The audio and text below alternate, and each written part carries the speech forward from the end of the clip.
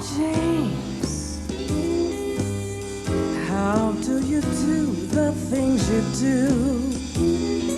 I still can't believe that it's true. I get hungry when I think of you. Like champagne and caviar, you're such a treat. Like cherries to believe, you're oh so sweet. You whet my appetite each time we meet. Oh, James, it's true. I get hungry when I think of you. Hi, welcome to the Urban Peasant. Now this is the easy one. This is the food show that makes it quick and cheap and, as I said before, dead easy. We take ordinary things and make them into nice, wonderful, exotic things. Today we're going to play with hamburger. We're going to make 3 separate dishes. They're all different. They're all made out of ground meat. Now, the first one we're going to make is shepherd's pie. Now, I learned this dish when I was a little kid because every day, every Sunday of my life, I ate lamb. And this dish is traditionally made in England out of ground lamb, but we're going to make it out of hamburger because who has legs of lamb every Sunday? Now, so here's how we do it. Got leftover mashed potatoes and hamburger. And the first thing we do, put a couple of tablespoonfuls of oil in a pan and some onions. Now, you measure the onions carefully. If you decide that's enough, then that's what you do. And if you decide that that's better, then that's what you do. That's exactly how you do it. We're going to put some flavoring in with it. Rosemary. Rosemary's nice. Now, rosemary's not your ordinary herb. I'm going to put it there. I'm just going to chop it a little bit. And some of it will spin about a little bit, but that's okay. You just scrape it up because it's got long grains in it. Put that in there. We'll put some pepper in with it. And we'll put a little, no salt just yet. Just put it in there, let it go. We need some carrot. And carrot is what makes this dish wonderful. And the quickest way to make a carrot cook quickly is just to grate it. You just grate it until you stop short of your fingers. Because some people like fingers, some people don't. All right? So we just grate this carrot down to the end. And we'll put the carrot in with the onion and the rosemary. And we give it a stir while we get the hamburger. Now you can use ground meat if you want to. You can just put it through the grinder or put it in the food processor, whatever you've got. But we've just got plain old ordinary hamburger. And we're going to dump this into the pan with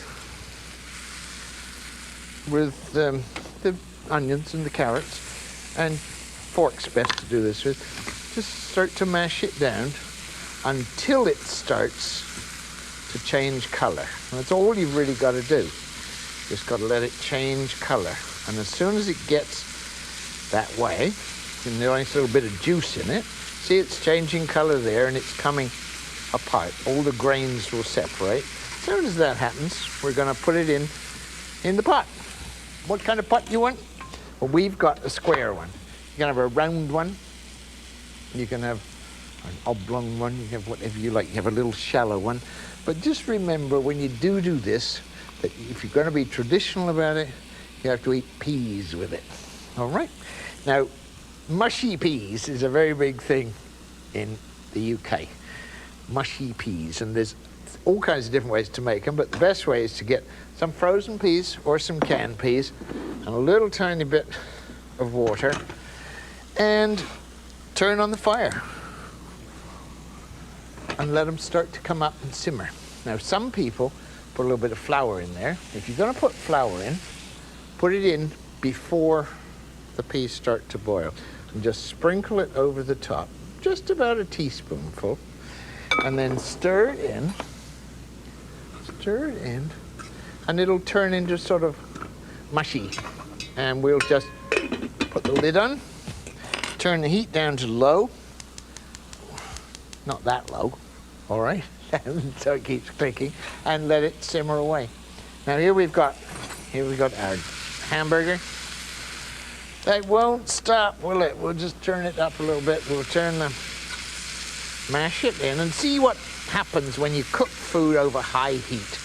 The carrots are starting to get a brilliant color, a really brilliant color, and we are gonna have stuff that tastes of freshness.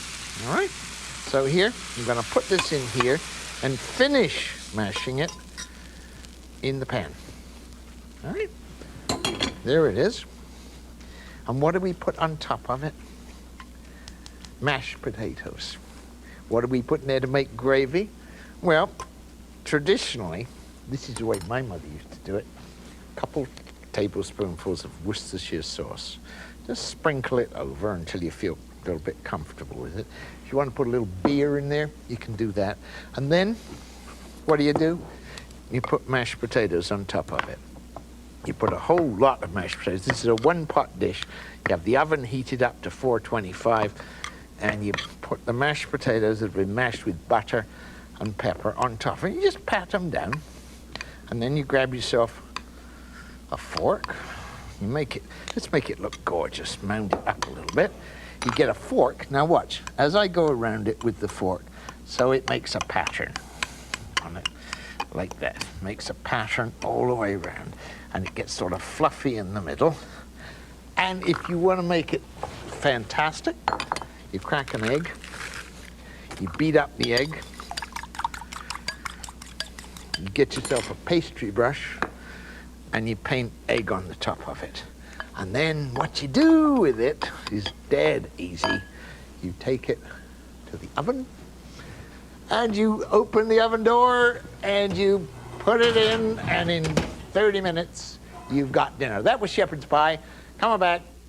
Look back on the followers of Genghis Khan and their era of conquest, the Mongol hordes a storm from the east, Monday at 9 on the Learning Channel.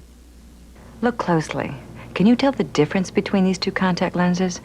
They're the same prescription, the same brand name, but this lens cost 50% less and was delivered by Federal Express right to my front door. That's the Lens Express difference. Great savings and great service. Hi, I'm Linda Carter. I wear contact lenses, and I wouldn't trust these eyes to just anyone. I call Lens Express and get my replacement contacts delivered to me the very next day. It's terrific.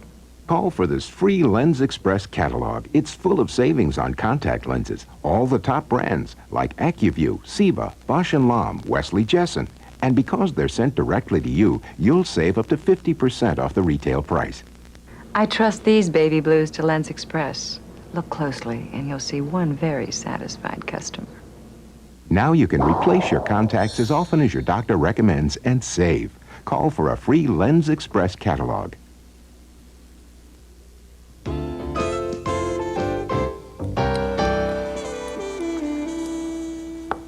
Welcome back. We got shepherd's pie in the oven, cooking away, just doing it. Now we're going to make cevapcici. Now this is a lot easier to make than it is to pronounce. It's a Yugoslav dish, which I first found out, first time I ever had a holiday on a donkey. And if you want to know about having a holiday on a donkey, I can tell you in one word, don't.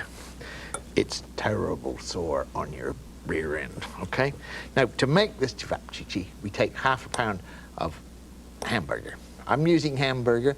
In Yugoslavia, they use a lot of lamb because they got a lot of lambs. We put in a fair bit of 3 or 4 tablespoonfuls of fine chopped onion. We put in an egg.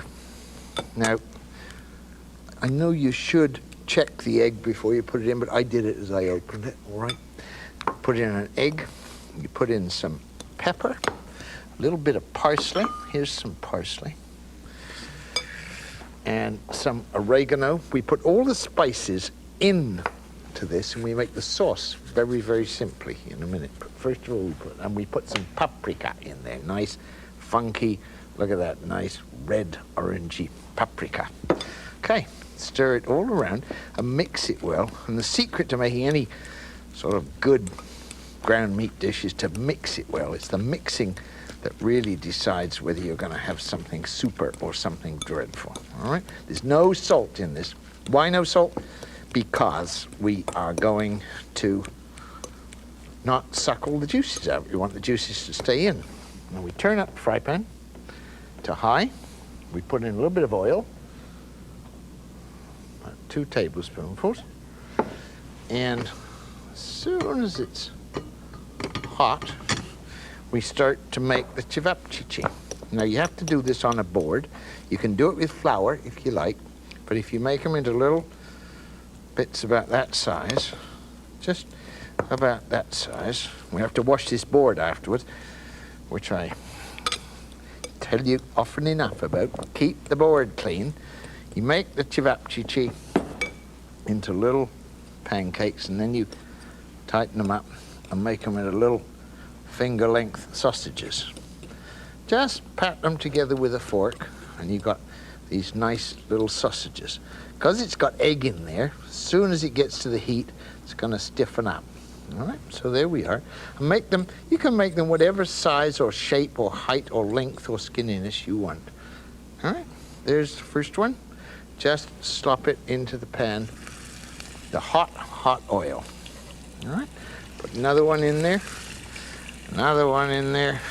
We're doing it with 4, but you can do it with more because there's no rules against it. You do what you feel like doing. Now, put them in there, and what we'll do now is just turn them over. Now look, the underside is cooked. Let me turn that one the other way, then you'll see. That side's cooked, that side's cooked, and they're starting to stick together. I shouldn't have gotten that. I should do it with a fork. There. See how crisp that's going on the outside? Now that's what we want, is to have that nice and crisp and brown. Now we can turn the heat down, and we make the sauce. How do we make the sauce? Dead easy. We get ourselves a tomato, because in the valley going up to Sarajevo, there are lots and lots and lots of tomatoes. They grow tomatoes, and they make wonderful white wine called Mostar. I used to go along this wretched donkey. Donkeys do 2 miles an hour, and you sit on it sideways, and you just jog along and jolt, and you see all kinds of people coming towards you at 2 miles an hour, and you all exchange silent commiseration. Right, the sauce is almost ready to go with our little cevapcici. Here it goes. You never saw a sauce easier than this, did you? In goes the tomato. In goes the tomato. What else? 1/3 of a bottle of beer. Just that much, all right? Stir it around. You could put a lot more of these little sausages in there, but this is how you make the sauce, and this is when we put the salt in. Now we put in about 1/2 teaspoonful of salt, and we let it turn into a sauce, which is going to cook. How is the pasta? Almost as good as the DiGiorno pasta we had the other night at home. DiGiorno. Refrigerated pastas and sauces. See, you use big chunks of diced tomato and sliced mushroom just like DiGiorno. And these tortellini have almost as much ricotta and Romano cheese as You DiGiorno. are too kind. Hey, you're not serving DiGiorno here now, are you? Certainly not. Too bad. For restaurant fresh taste, you can make reservations or make DiGiorno. And now, enjoy the fresh taste of DiGiorno shredded Parmesan. That was me, Tommy Lasorda, before I lost 30 pounds in 3 months on the Ultra Slim Fast plan. Now it's even easier to have my shake because now there are 4 great-tasting flavors in ready-to-drink cans. The plan is easy. A shake for breakfast, 1 for lunch, and then a sensible dinner. Ah, icy cold and delicious. Ultra Slim Fast in rich chocolate, French vanilla, and new strawberry and coffee flavors. Give us a week. We'll take off the weight.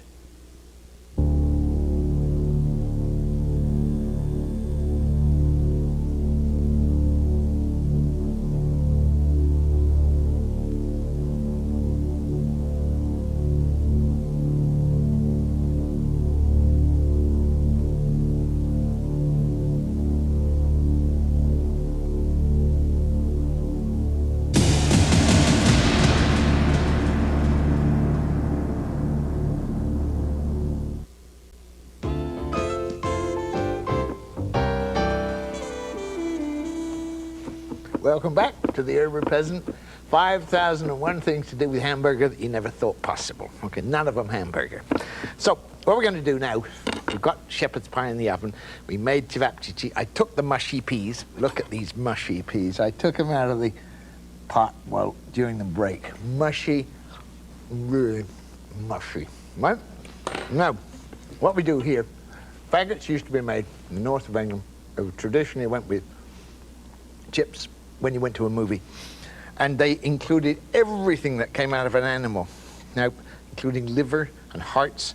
This is liver, and most people are terrified of liver, so I'll show you how to handle liver. Just drop it in boiling water for just a minute, and it goes stiff, and you can handle it. Don't put your fingers in there because it's boiling, but it's nice and easy to handle now. It doesn't look half as offensive as it did before.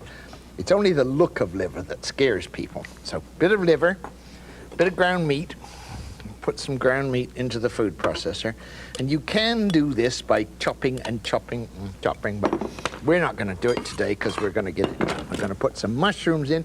This is cheating. There's all these different recipes all over the north of England of people who know how to make the one and only faggot. So there we are. We've got hamburger, some liver, some mushrooms. We're going to put in a good dollop of thyme. Now that's just thyme. And we're just going to grind it up with our hands and put it in there like that. And where did I put the pepper? It's over here. We're going to put some pepper in there. This is a good spicy dish, all right? And you can put flour in it. You can put breadcrumbs. Some people put different things in, but the trick is to get it spiced up. And you want onions. So we put onions in there. All right, now you make it good and smooth. And if you don't like airplanes taking off, put your hands over your ears. Oh, it's not so bad, is it? There. Just grind it good and smooth. And it being ground smooth, it gets all the edges of the stuff, everything comes together. It's like when you make pate, this is the way you do it. You just grind it all good and smooth together. And now you can see how the fibers have changed. Let me get a spoonful of that out. Here's a plate. I'll get a forkful out and show you how it's gone really smooth. It's sort of sticking together. So that's the size we really want, that sort of size. We'll make there's that one's a bit too big, and we'll get another one out of here. See, we can measure with a fork just as easily as we can measure with a spoon. And just pat them together. And there we are. Lots of nice little things ready to be made into faggots. Now, if you wanted to roll these in cornmeal, that's fine. Roll them in breadcrumbs, that's fine. Roll them in flour, that's fine. Roll them in nothing, that's fine too. What you do to cook them is to get yourself a saucepan or a fry pan, put it on the stove, and all things cook slowly. I mean, that's what we got to learn to do. So we take this, pat it down, make it into, if you're really making traditional faggots, what I should do, let me get a spoon out of here. What I should do is to show you how they make them. The ones I've had after the movies in Bradford. All right, like that. The spoon, a little bit of oil, and in goes the faggot. These are wonderful. They go crisp on the outside, and they're all spicy and smooth inside. Chinese make a thing, something like this called lion's head. They do it with pork instead of ground beef, but it's ground the same way, and it turns into almost exactly the same sort of texture. It's almost chewy. And it's because you've ground it all so nice and fine. Look, just to show you that it doesn't matter, we'll make that one flat, all right? We'll make that one a flat one. There's no reason why you shouldn't have a flat one as well as a round one. It's just a question of what your preference is. So we've made those, and they are going to cook. It'd be nice. You can eat these with potato chips. It's not traditionally English to eat them with potato chips. You should eat them with mushy peas. Again, you can eat them with mushy peas, or you can eat them with fried tomatoes. You can do all kinds of things. That's what we're going to do. So while I'm doing that, talking about fried tomatoes, if you want to fry tomatoes, ever, to be sort of really British about it, just cut them into slices and sprinkle them with flour and then fry them, and they get a crisp brown on the outside. Maybe I can do that. I'll do it during the break. I think that's what I'll do. I'm just going to let me get, what have I got? Here's this plate. You might as well use this plate. Put a little bit of flour on it. Put the tomato slices on it, and then fry them. And you'll be surprised, they get a crisp outside. And by the time you get back, we'll have that done. Explore the recipes and writings of James Barber by ordering your copy of the Urban Peasant Cookbook. James Barber's anecdotes and tips, together with his fast, simple, and affordable recipes, create much more than a cookbook. To receive your copy, send $18.95 to the Urban Peasant, P.O. Box 2284, South Burlington, Vermont, 05407 2284. Or charge by phone, 1-800-322-8321. There's a common thread in human history. One advance leads to another, and old ideas give birth to new ones. We can tie it all together, find out where we've been and where we might be going. See it happen as we present a 5-hour investigation of history's connections. Friday beginning at 9 on the Learning Channel.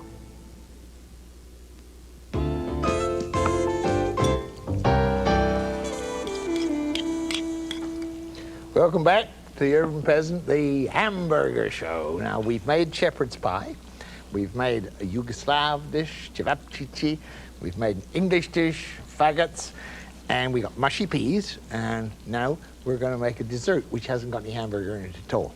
We're going to make, now, if I told you that I was going to make this wonderful whiskey and orange sauce, and I started to give you a great long recipe which showed you how you peeled the oranges and you boiled them and you made a syrup, and 3 hours down the road we'd still be making it. Now there are quicker ways to do it, because somebody has peeled oranges, somebody's made the syrup, somebody's done all that work, and they put it in a jar called marmalade.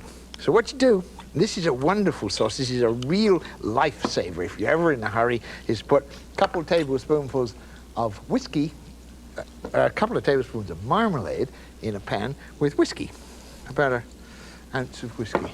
And all you do is take it over and put it on the fire. That's all, you just let it warm together. You give it a little stir to encourage it to turn into a sauce. The sugar and stuff, oh, it smells absolutely gorgeous. This is really wonderful. The sugar goes in with the whiskey, and you just cook it a little tiny bit just to take the sort of edge off it, because it can get a little raw. But once it's gotten smooth, gotten together, got itself married like the flavors have to do, they have to learn to be together and dance together and be nice to one another. That's what's happening in here. And it goes a little thick, a little syrupy, nothing spectacular. We're not going to do anything. To make our dessert, you just take a couple cups. You grab yourself a nice clean spoon, and you put a big dollop of ice cream in there like that, and another big dollop in there like that. And you take your sauce, and there you are. It's ready to go. You take it to the table, and you let it cool a little bit first, and then you pour it over the top, because if you pour the hot sauce over, it'll melt. And that's how we made dessert, just as quick as that. I mean, there's no reason for you to work hard when you don't have to work hard. You can put this sauce on a pudding, you can do almost anything. It's absolutely great also on chicken. Now, it sounds ridiculous, but cook some chicken, put a little bit of that whiskey marmalade sauce on it. Wonderful. If you'd like these recipes, send us a stamped, self-addressed envelope to the Urban Peasant, Vancouver, British Columbia, postal code V6B 4B2, Post Office Box 5157.